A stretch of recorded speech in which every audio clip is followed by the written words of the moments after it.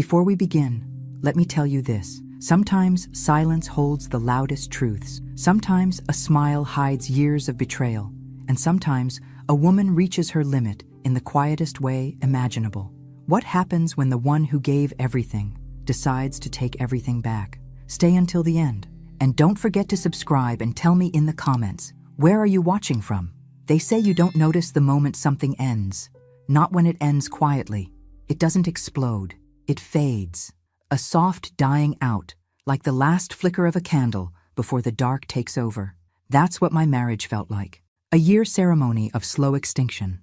My name is Carolyn Whitaker. I'm years old, mother of 2, and wife, at least in legal terms, to a man I barely recognize anymore.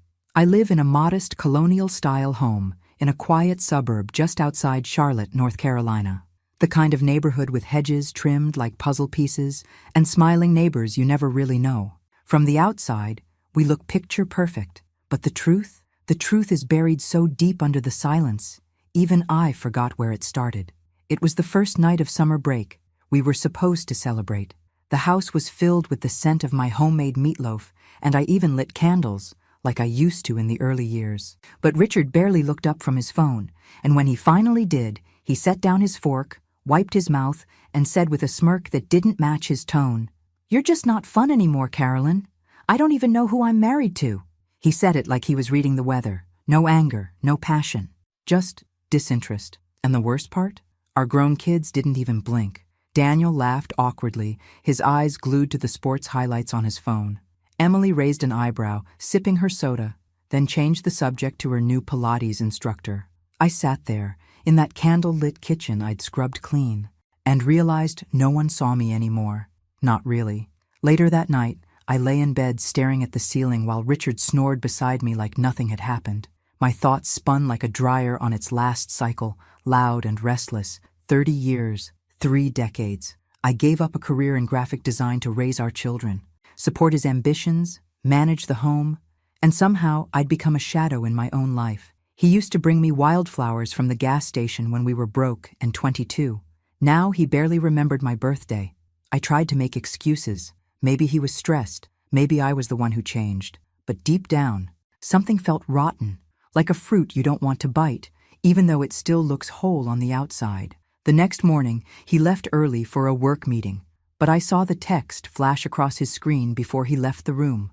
A woman's name. A heart emoji. I didn't confront him. Not yet.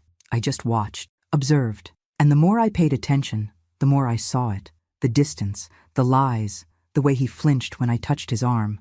I started to smell another perfume on his collars, catch glimpses of unfamiliar earrings in the laundry, receipts from expensive dinners I hadn't been invited to.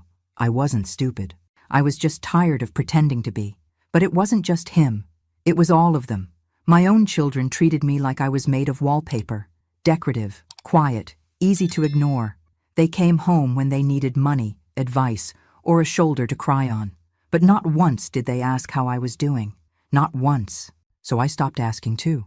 One night, after they'd all gone to bed, I stood alone in the kitchen. The hum of the refrigerator was the only sound. I poured myself a glass of wine, opened an old photo album, and flipped through the years. There we were, smiling, arms around each other. New babies, birthdays, road trips, all that life, all those memories. But behind every photo, I saw the moment it started to fade. That night, I made a decision. If no one would notice my pain, I'd make sure they'd remember my absence. Not in violence, not in fury, but with the quiet strength of someone who had nothing left to lose. Because sometimes, when a woman breaks, she doesn't scream. She plans, and I had just started planning. I didn't need confirmation. I already knew. But still, there's something about betrayal that burns differently when you catch it in full color. It was a Tuesday afternoon when I followed my instincts instead of dismissing them. Richard had been more careful lately, or maybe just more detached. Either way, something had shifted. He was getting dressed more often without me seeing, coming home late, texting in the garage, and suddenly his cologne smelled too strong, like he was trying to cover something. So I did what I never imagined myself doing. I looked through his coat pocket when he left for work. Not his phone, just his coat. I told myself I'd feel better if I didn't find anything, but there it was, A folded receipt from a boutique hotel in Asheville. A 2-night stay, suite upgrade, champagne add-on. I hadn't been to Asheville in 5 years. The date on the receipt? Last weekend. I sat on the edge of our bed and held the receipt like it was a confession letter. I didn't cry, I didn't scream, I just stared at it, feeling something inside me harden. Not break, harden. That was the moment I started to detach. Over the next few days, I paid closer attention. When he left for work, I checked our shared calendar. He had no appointments scheduled. When he told me he had an out-of-town meeting, I followed the GPS history on our shared car, something I hadn't realized was even accessible before. He hadn't been to work. He had driven 2 hours away to meet someone. And not once did he call to check on me. Not once did he lie convincingly. He didn't even try. It was as if I had become so invisible, he forgot I could still see. What hurt most wasn't the infidelity. It was the ease with which he discarded me. Like I was a pair of old house slippers he could just replace. There had been a time when he couldn't go an hour without holding my hand in public. Now he couldn't look me in the eye without blinking away guilt. And my children? Oblivious. I tried to hint at things. Emily rolled her eyes and said, "Mom, you overthink everything." Daniel told me to relax, that Dad's just stressed. They defended him. They dismissed me. And that was the moment I realized I was completely, utterly alone inside my own family. I kept every receipt I found, every suspicious timestamp. I made copies of everything, not out of rage, but out of necessity. I remembered our prenup, the one Richard had insisted on back when we married. At the time, I had laughed. "You're the one with nothing," I told him. But I signed it anyway. What he didn't remember, or maybe never truly read, was the clause about infidelity. If he ever cheated, I got everything. The house, the savings, the car. He laughed back then, confident he'd never betray me. I never thought I'd need that clause, until now. I began moving like a ghost through my own home, documenting, recording, watching. I stopped making small talk. I stopped cooking his favorite meals. I went to bed early and woke up before everyone else. I wasn't angry. I was focused. He noticed something was different. One evening, he asked if I was okay. I looked at him, long and quiet. I smiled and lied. "I'm just tired." Tired wasn't even the half of it. I was exhausted from giving so much of myself for so many years, only to be pushed to the side like I never mattered. The woman he once loved had been replaced by a stranger in his eyes. A stranger he didn't bother to rediscover. But that stranger, she was learning to reclaim herself. And in the stillness of my hurt, I began imagining the moment I would finally let go of pretending. Not in a loud, dramatic scene. No, in a way he'd never see coming. Because men like Richard never expected the quiet ones to walk away. They certainly never imagined we'd do it with a smile. It happened in the middle of a grocery store. I was standing in the aisle staring at 2 brands of pasta sauce, one on sale, one not. And suddenly I thought, why am I still choosing based on what he likes? He hated mushrooms, so I always avoided the chunky kind.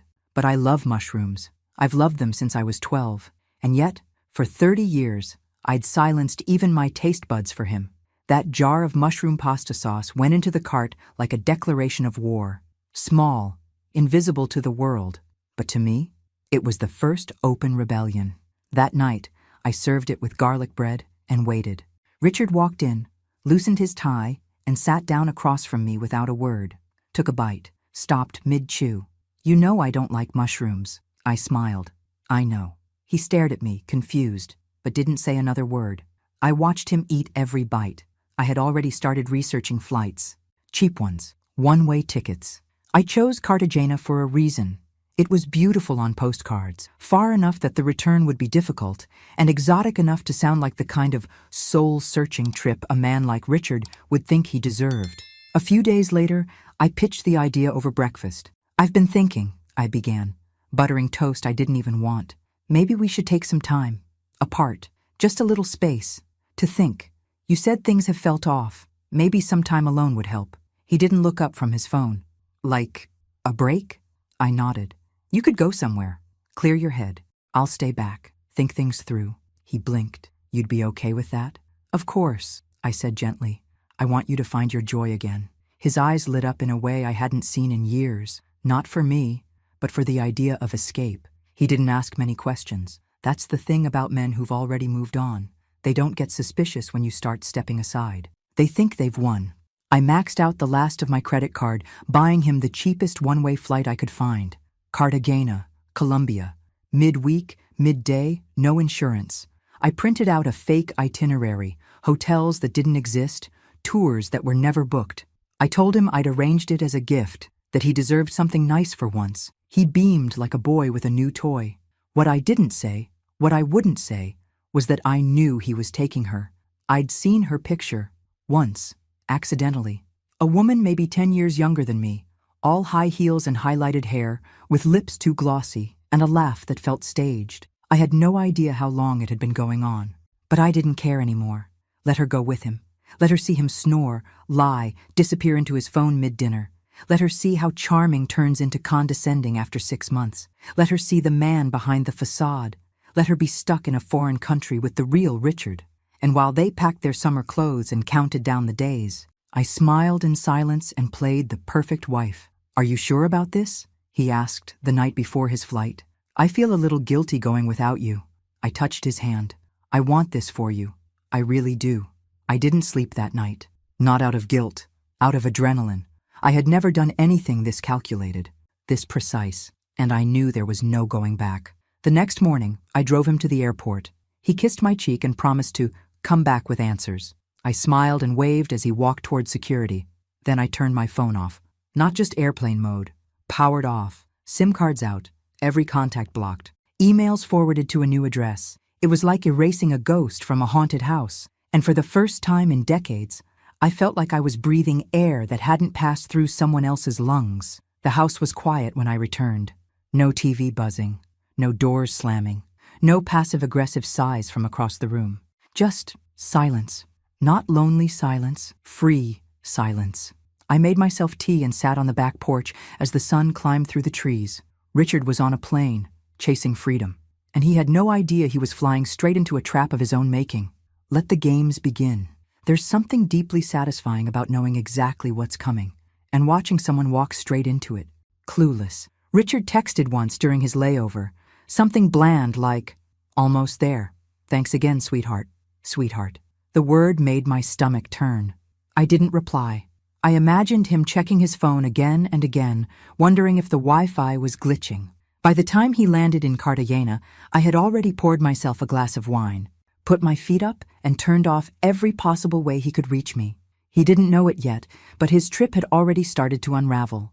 I could picture it all unfolding. Him walking through customs, his usual arrogance leading the way. The sun blazing down on that high-dollar button-up he wore for travel days. Probably thinking how spontaneous and exciting this trip made him feel. Like he was a man still full of life, not some aging executive cheating on his wife. But Cartagena wasn't waiting with open arms. I made sure of that. There was no hotel reservation, no city tour, no private car service or spa package. Everything I booked was just a facade, a patchwork of fake confirmations and dead-end phone numbers. A beautiful, well-crafted illusion meant to collapse the second he tried to lean on it. He didn't call right away, probably too embarrassed to admit nothing was lining up. Or maybe he still thought it was a glitch. Maybe he believed he'd booked something wrong or misread the emails. But by the second day, the texts started to come faster. "Hey, I think something's wrong with the hotel booking. Carolyn, can you check the confirmation email? They said they don't have us listed. The tour company never showed up. Can you call from your end?" I read every message. I watched the dots appear as he typed, paused, deleted. I didn't block him yet. I wanted him to feel the delay, the invisible distance growing wider with each unanswered attempt. By the third day, the texts turned sharper. "Carolyn, this isn't funny. Where the hell are you? I'm stranded here. You're seriously not going to answer me." And then came the moment I'd been waiting for. The name. He accidentally included her in a message meant for me. "Maya's really upset. She thinks I lied. Are you seriously doing this?" Maya. So that was her name, and she was there with him, probably standing over his shoulder while he tapped out messages with his thumbs, trying to keep control of a situation slipping through his fingers. I imagined her face when she realized they didn't have a place to stay, that the hotel didn't exist, that their romantic getaway had turned into a logistical nightmare. I imagined the looks exchanged between them, the blame starting to bloom, the cracks widening, He thought he was escaping the dullness of marriage. Instead, I gave him something he'd never forget. I blocked his number that evening. The next morning, I received an email from a mutual friend, Greg, a former colleague of Richard's. The subject line said, "Can you help him?" I didn't open it. Let them come up with their own rescue plan. Meanwhile, I packed a single suitcase and called a cab. My cruise was waiting. A 7-day luxury voyage through the Caribbean, all-inclusive, adult-only, with a full itinerary of yoga at sunrise and jazz at sunset. I had booked it months ago, a quiet backup plan, a place to go once the trap was sprung. And the moment I stepped onto that ship, the weight of years lifted from my shoulders like an old, heavy coat. I wasn't the woman who waited at home anymore. I was the woman who left, on her own terms, with her own name, her own mind, and her own peace.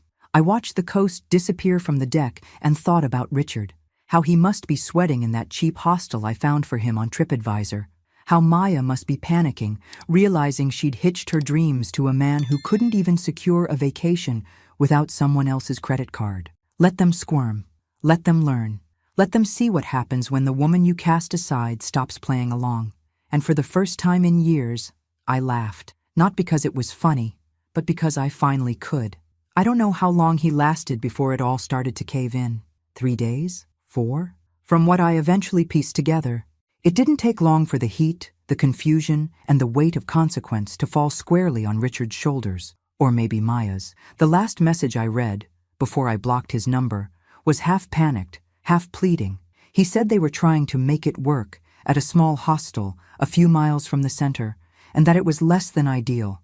I had researched that hostel myself. It had 2 stars, no air conditioning, and multiple reviews that mentioned a broken shower and loud street traffic at night. He never mentioned that part, of course, but I imagined it vividly.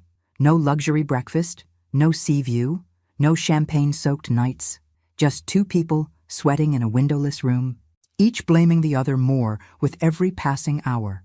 And while Richard and Maya scrambled to understand what had happened, I ordered a second mimosa by the pool deck and watched the ocean glitter like diamonds around me.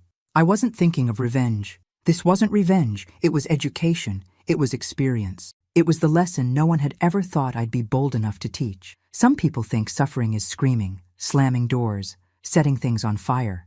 Mine was silence. On the 4th day of my cruise, just before dinner, I overheard a man on his phone arguing in Spanish on the deck behind me. His voice rose, emotional and sharp, and though I didn't understand all of it, one word caught my ear clearly. Gringa, white woman. It made me wonder if Maya had left already. And later, that evening, I found out she had. It came from an unexpected place. My daughter, Emily. She texted me while I was halfway through a seafood risotto in the formal dining room. "Dad's been trying to get a hold of you. Something about being stranded? Did you actually send him to Colombia?" I let the message sit for a while before answering. Then I wrote, "I thought a break would do him good." Her reply came fast. "Mom, he says she left him. He's out of money. He said he's sleeping in some horrible place. You have to at least talk to him." That was the moment I knew Maya had cracked, and I felt it, the cruel, quiet satisfaction of justice finally unfolding. I never asked why she left. I didn't care. Maybe she saw him begging friends for money through WhatsApp. Maybe he yelled at her one too many times. Maybe she realized that excitement fades faster when you're surrounded by discomfort. Whatever it was, she was gone. And Richard? He was stranded, humiliated, broke, and alone. I finished my dinner, ordered dessert, and sent one final message before turning off my phone again. He took the trip he asked for. I just helped him pack. The ship pulled into a private island the next day. I swam for the first time in years, let the salt water soak my hair, my skin, my clothes. I floated on my back and looked at the sky with nothing but wind and clouds above me. And all I could think was, I was finally free of him.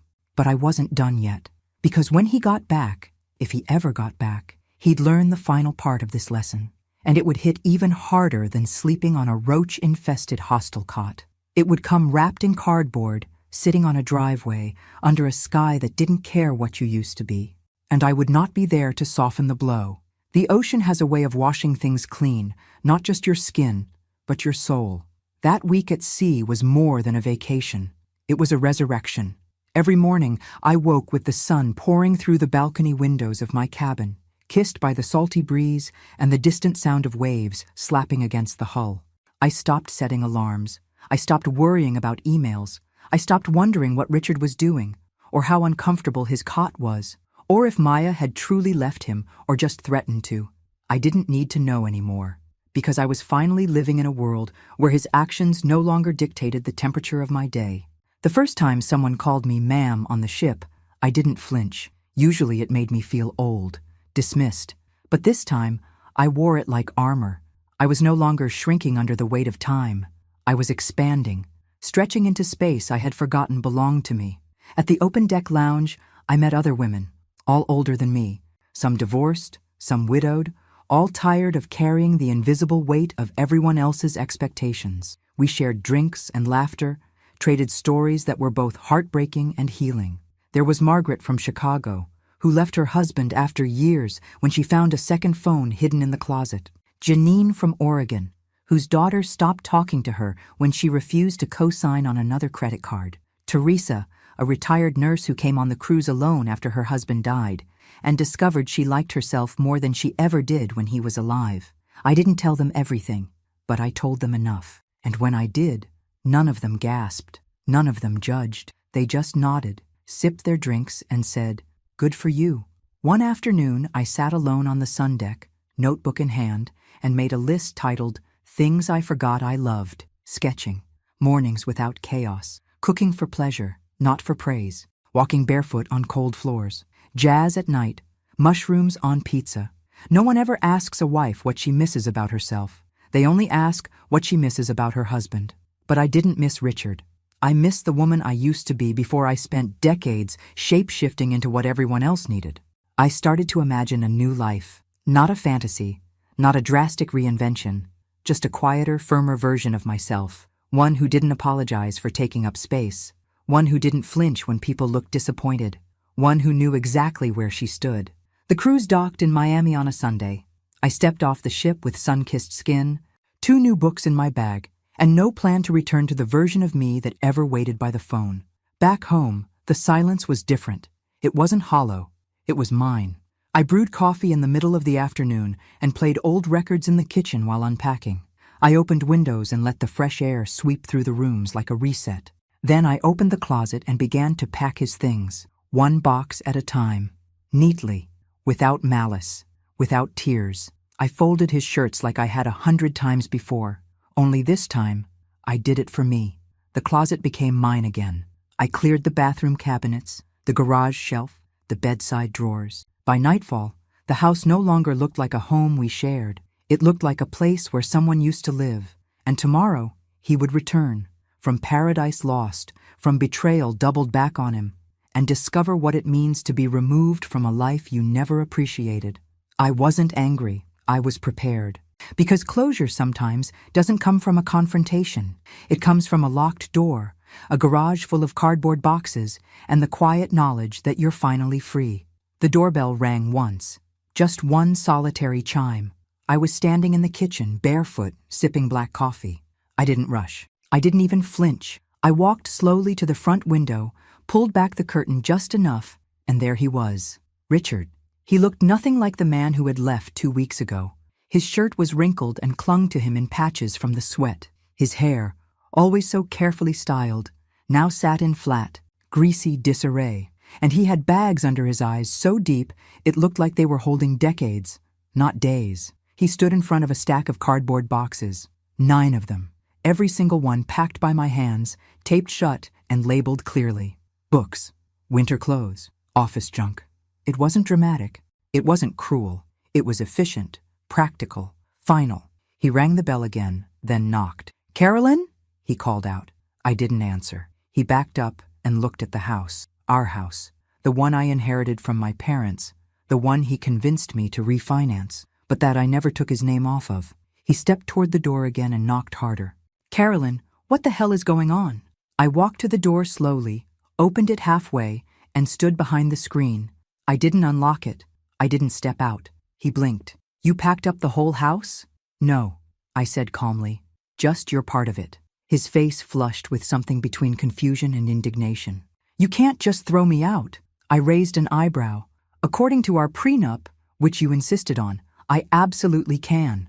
He opened his mouth, then closed it. He knew I was right. He just hadn't expected me to actually do it. And that was the thing, wasn't it? He never expected me to do anything.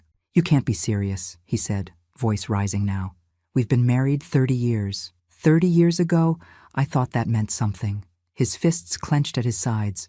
I could see the tension creeping into his shoulders. I lost everything over there. You sent me into a damn nightmare. Maya left the second things got hard. I had to beg Greg for money just to get home. I didn't flinch. I didn't apologize. You said I wasn't fun anymore. I said, voice even. So I gave you an adventure. He stared at me like I'd slapped him. This isn't fair, he hissed. That word, fair. I almost laughed. Fair? I echoed. Fair is me staying home while you played house with someone else. Fair is me carrying this family for decades while you dismissed me like a houseplant. Don't talk to me about fair, Richard. His mouth opened again, then closed. I looked past him, at the boxes. I paid for a moving truck. It'll be here in an hour. You don't need to come in. You can't just erase me like this. I stepped out from behind the screen, finally unlocking the door, but not inviting him in. Just stepping forward until we were face to face. I'm not erasing you, Richard. I'm just putting you exactly where you belong. Out. He stared at me, something breaking in his eyes. The arrogance was gone. The smugness, the certainty, all of it dissolved in the hot Carolina sun.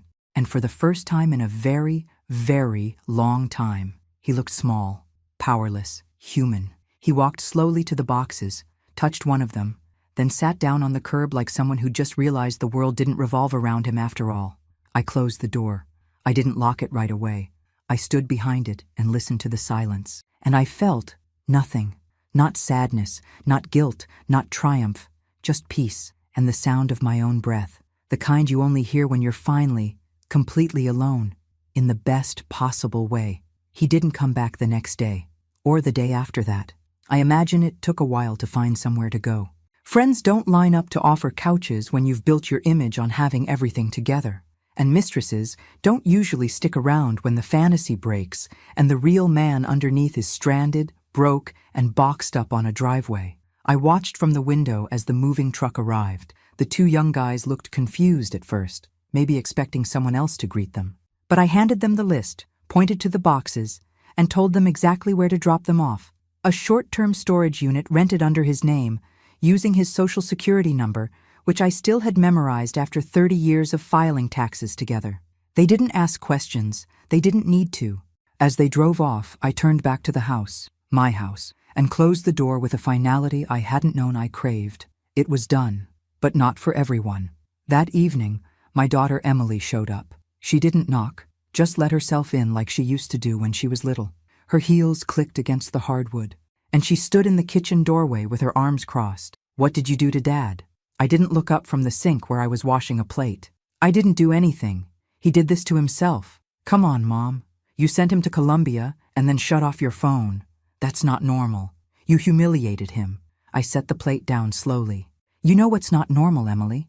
Sleeping beside someone for 3 decades and waking up one day to hear that you're boring, that your presence isn't enough, that you've become invisible in your own marriage. That's not normal. She didn't respond, just stared. And you know what else? I continued. He cheated with a woman he brought on a trip I paid for. That's what your father did. Her mouth opened, then shut. She didn't know.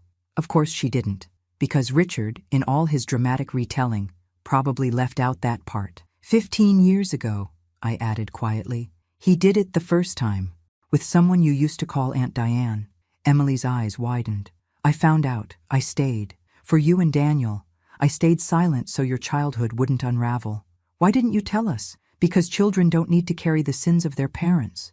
And because I still believed people could change. But he didn't. She sat down slowly at the kitchen table, suddenly looking like a child again. Her tough exterior cracked, just a little. Why now? Because I'm done. Because I finally chose me. She didn't speak for a long time. Neither of us did. And in that silence, something shifted. A weight passed between us, heavy and raw, but no longer hidden. The next morning, Daniel called. His tone was harsher, defensive. You embarrassed him, he said. He's devastated. Good, I said. There was a pause. I didn't know it was that bad. I didn't want you to. I told him the same truth I told Emily. I let it fall out like a long overdue confession. And for once, there was no interruption, no excuses, just silence on the other end of the line. I'm not asking you to pick sides, I added, but I won't apologize for choosing mine. And that was the end of it. That weekend, I sold one of the cars, his car. The funds went directly into an account I opened in my name only. I began clearing out the shared accounts, changing insurance policies, updating titles. Every small step was another thread cut. I wasn't rushing, I was reclaiming. People think divorce is about anger, screaming matches, dramatic exits, but sometimes it's just a woman with a list, a pen, and a heart no longer willing to wait for someone to see her worth. And as I sat on my back porch, sipping coffee as birds dipped low in the trees, I thought, I have never been more invisible, and I have never been more powerful. They showed up together, Daniel and Emily, my children, my blood. They stood on the front porch like a jury called to pass sentence. Neither of them looked angry, but they didn't look kind either. Just confused, wounded, uncomfortable in the way people are when something they believed in crumbles beneath them. I opened the door and waited. Emily spoke first. Her voice was soft, like she wasn't sure if she should be speaking at all. Can we talk? I stepped aside. They sat in the living room where they'd once built forts with couch cushions, where I had rocked them both to sleep, where Christmas mornings had erupted in torn wrapping paper and laughter. Now it was quiet, still, like even the furniture knew something was different. Daniel rubbed his hands together, staring at the rug. Emily wouldn't look me in the eye. He started. We didn't know how bad it had gotten. I nodded. I know. Why didn't you say anything? Emily asked, her voice cracking. Why did you just act like everything was fine? Because that's what I was taught to do, I said quietly. You keep the family together. You protect your children from pain. You make it work. I stood by the window, pulling back the curtain slightly. Outside, the neighborhood was still, quiet, normal. Then I turned around and said the thing I hadn't said out loud to anyone. I knew about your father's first affair 15 years ago. Both of them looked up at once. It was with Diane. You remember her? Aunt Diane, as you used to call her. Emily gasped. Daniel stared at me like he didn't understand the words. I found out by accident. He left his email open. There were messages, photos, a flight itinerary. Mom, Emily whispered, covering her mouth. I confronted him. He denied it. Then he admitted it. He begged, promised it was over, that it had meant nothing. And I believed him. Why? Daniel asked, almost angry. Because you were both still in school, because we had just refinanced the house, because the idea of being alone terrified me more than the betrayal. I sat down then, finally, my knees trembling, not from pain, but from finally standing in truth after carrying it for so long. I stayed, thinking I could fix it, that I could make him love me again, that if I gave enough time, support, loyalty, it would be worth it. Tears burned my eyes, but I didn't cry. I watched him pull away piece by piece, until there was nothing left of the man I married, just a stranger who used my silence as permission. They were both quiet, processing.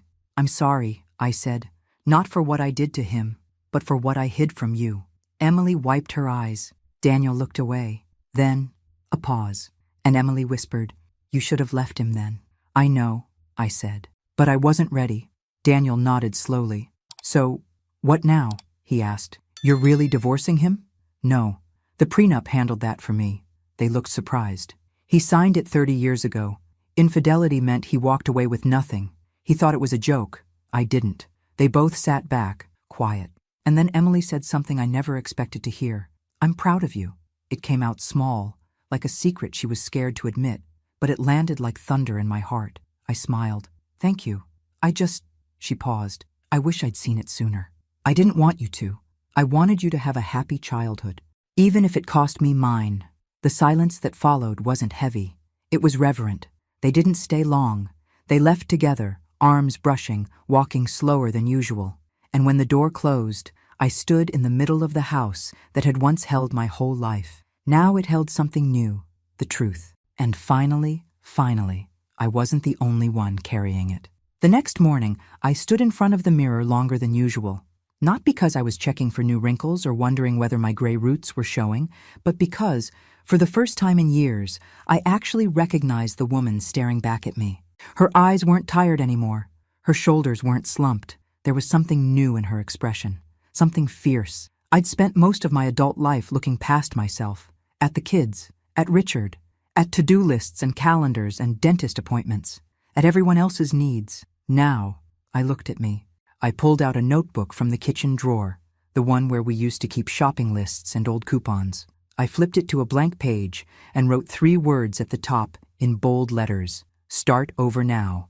And underneath, I made a list: sell the SUV, close joint accounts, get a P.O. box, meet with a realtor, find a new place, not too big but sunny, start sketching again, open that Etsy store I always talked about. Each line felt like a shovel, unearthing the parts of me that had been buried under 30 years of later. I called the bank, the lawyer, the realtor. I listed the SUV online, posted clean photos, and cleaned out the glove box. Inside was a half-used parking pass from one of Richard's work trips. I smiled and tossed it in the trash. That afternoon, I visited the small strip of shops downtown, the ones I used to walk past every Saturday, but never entered because Richard hated small business prices. I bought myself a leather-bound sketch pad. Expensive, luxurious. I didn't flinch when they rang it up. At home, I opened the pad and drew for the first time in years. It wasn't perfect. My hands were rusty, but it was mine. A landscape, unfinished, but open, free, like me. When I told Emily and Daniel I was selling the house, they were stunned. "But it's the house we grew up in," Daniel said, eyes wide. "It's also the house I died in, piece by piece," I said gently. "It's time." They didn't argue. They helped me box up the rest of it. The good memories, the heirlooms, the holiday decorations I couldn't part with. I donated old furniture, called the realtor, listed it within a week. And when the offers came in, I picked the one from a young couple with a baby on the way. Let it hold joy again. Let it hold someone else's beginning. I signed the papers on a Wednesday and closed the door for the last time. That evening, I moved into a bright 2-bedroom condo on the edge of town. It had a balcony that overlooked a park, light that spilled across the hardwood floors in the morning, and a tiny spare room I turned into a studio. It wasn't a mansion. It wasn't a status symbol. It was freedom. My phone buzzed the first night. "Richard, please just talk to me." I didn't respond. I stared out at the stars from my new balcony and whispered into the night, "You had your chance." Because the truth was, I had begged for years, for attention, for affection, for kindness. And now that I was gone, he finally heard me. But I wasn't speaking to him anymore. I was speaking to myself. And for the first time, I was listening. I was unpacking the last box, the one labeled Carolyn's desk, full of old journals, pens, paper clips, and faded thank you cards, when I heard the knock. It was soft, hesitant, not like the way Richard used to knock, not when he thought he owned the space behind the door. I knew it was him before I even looked through the peephole. He stood there in a wrinkled blue button-down, holding nothing. His hands were empty. So was his face, stripped of arrogance, charm, everything he'd ever used as armor. "Carolyn," he said when I opened the door. I didn't invite him in. He didn't expect to be. "I found your new place," he added, glancing at the number on the door. "Emily told me. I asked her not to, but she thought you might want to hear me out." I leaned against the frame, arms crossed. "You shouldn't have come. I know." He looked smaller than the last time I saw him. Not in stature, but in presence. Like he'd been weathered. Like the world had finally caught up to him and started collecting the debt. He ran a hand through his hair, which was grayer than I remembered. "I came to say I'm sorry." Silence. I was a coward. A selfish, blind, pathetic coward. Still, I said nothing. I didn't see what I had. And I thought I could replace what I lost with something shiny and easy. But the truth is, nothing I ever had with anyone else came close to what I ruined with you. I let his words sit there. I didn't soften. I didn't lean in. Because while he had been breaking me down one day at a time, I had rebuilt myself. "I know I don't deserve anything from you," he continued. "Not forgiveness, not sympathy, but I needed to face you. I needed to see your eyes and know you heard it." I finally spoke. "You left a long time ago, Richard. This isn't about Cartagena, or Maya, or the hotel that didn't exist. This is about every silent dinner, every ignored moment, Every time you looked past me like I was furniture." He lowered his eyes. "I know. And I let you," I continued. "I let you shrink me. I let myself disappear." He started to speak, but I stopped him. "But not anymore." I stepped out onto the balcony and motioned to the view. Trees, kids playing in the park, dogs barking somewhere in the distance. "This is my space now. My life." He looked at me, really looked at me. "You're glowing," he said. I nodded. "That's what happens when you stop watering dead plants." He smiled faintly. It wasn't sarcastic. It was sad. Real. "I don't have a home," he said quietly. "That's not my problem anymore." He nodded, swallowed hard. "I'll go now." I didn't stop him. He walked down the hall slowly, like he didn't know where to go next, and maybe he didn't. I closed the door behind him. No tears came, no regrets, just a calm, steady stillness, the kind you only get when the past stops knocking. There are mornings when the light pours in just right, and for a second, everything is still. No buzzing phones, no expectations, no tension humming beneath the surface of a too-quiet breakfast table. Just the breeze, the warmth, the smell of fresh coffee drifting from the kitchen. I live for those mornings now. My name is still Carolyn Whitaker, but I've changed in every way that matters. After Richard left my doorway that night, I didn't hear from him again, at least not directly. Emily said he was staying with a college friend across town, trying to get back on his feet. Daniel mentioned he'd picked up part-time work consulting for small firms, but neither of them pushed me. Not anymore. They saw the lines in the sand. They saw the woman I'd become, and more importantly, they respected her. In the month since, I sold the last of our joint possessions, finalized the separation of all legal and financial ties, and invested in something I never thought I'd have again. Myself. I opened that online store, Sketch and Soul. It's small, but it's mine. People order prints of my drawings, landscapes, abstract emotion pieces, scenes from memory. Each one carries a piece of the quiet, powerful shift that saved me. And once a week, I teach an art class at the local community center. Women show up, older, younger, some heartbroken, some just tired, and we sit in a circle, sketching, shading, telling stories between pencil strokes. We don't always talk about what we've lost, but sometimes healing isn't loud. Sometimes it's a shared silence between people who finally decided to choose themselves. I still walk through the park most mornings. There's an oak tree by the path with a bench beneath it. I sit there with a thermos of coffee and watch the joggers go by. Kids chase each other, dogs bark at squirrels, and the world spins on, lighter, cleaner. One day, a letter came in the mail. Handwritten. No return address, but I knew the handwriting. It was short. "Carolyn, I hope you're happy. I hope you've found peace. I never really knew how much damage I caused until I had to sit with it in silence. And I finally understand that the silence you gave me was louder than anything you could have said. I'm sorry for everything, and thank you for setting me free too. Richard." I folded it neatly and slid it into the back of my sketch pad, not because I needed to keep it, but because it was the final chapter, the end of the story I'd never asked to write, but wrote anyway. A woman doesn't always get her justice in courtrooms or public apologies. Sometimes, she gets it in the quiet decision to choose herself after decades of being everyone else's anchor. And when she finally releases the weight of what she was never meant to carry, something remarkable happens. She floats. I sit here now, on my balcony, watching the sun disappear behind the trees, sketchbook on my lap, pencil in hand, and for the first time in my life, I don't need anyone to see me, because I see myself, and I love the view. Thanks for listening. Don't forget to subscribe and feel free to share your story in the comments. Your voice matters.